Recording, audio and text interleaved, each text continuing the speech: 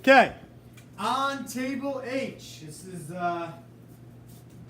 maybe the most important thing to learn today. On table H,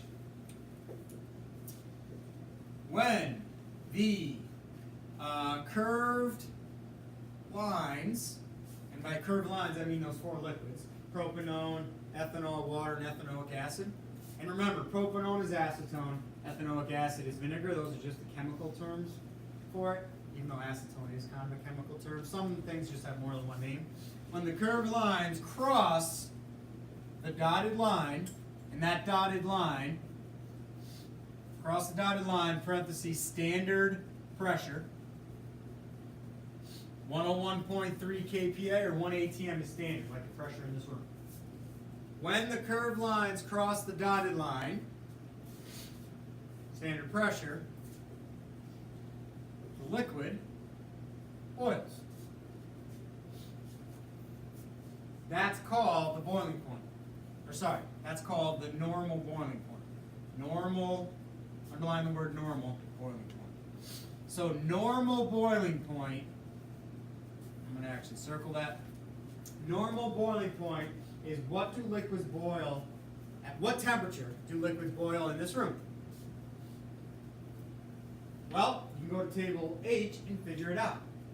So propanone, that first line, crosses at about 55 degrees Celsius. Would everyone agree? Everybody with me here, I hope?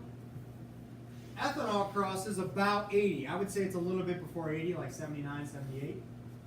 Right? Everybody with me? And then follow water all the way up to that dotted line and look straight down. Look at the temperature. Should be 100. That makes sense? Now vinegar I didn't boil, but vinegar boils at about 116 or 18. Something like that. What's each increment on the x-axis? 5. What about the y? 10. Be careful with that. Okay? Be careful. 10 on the y and 5 on the x. So yeah, ethanoic acid, it goes 105, 110, 115. Yeah, so I would say maybe like 116, 117, that's the boiling point of vinegar, the normal boiling point. So again, on that chart, it shows us which one's stronger, which one's weakest. The acetone, the propanone, is the weakest because it boils at the lowest temperature. Ethanol, or ethanoic acid vinegar boils at the highest temperature, so it's the strongest. That's the whole point that I'm trying to show you here too, to see it and then learn how to use table H. Questions on that? Okay.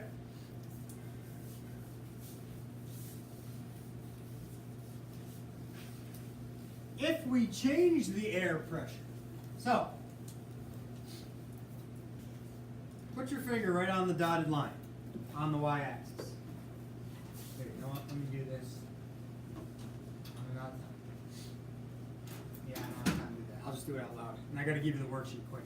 But if you put your finger on that dotted line and you move that dotted line, let's say, down. Move it all the way down to, let's say, 60 or 50, wherever that first big number is. So imagine that dotted line moved down. What would happen to the boiling points?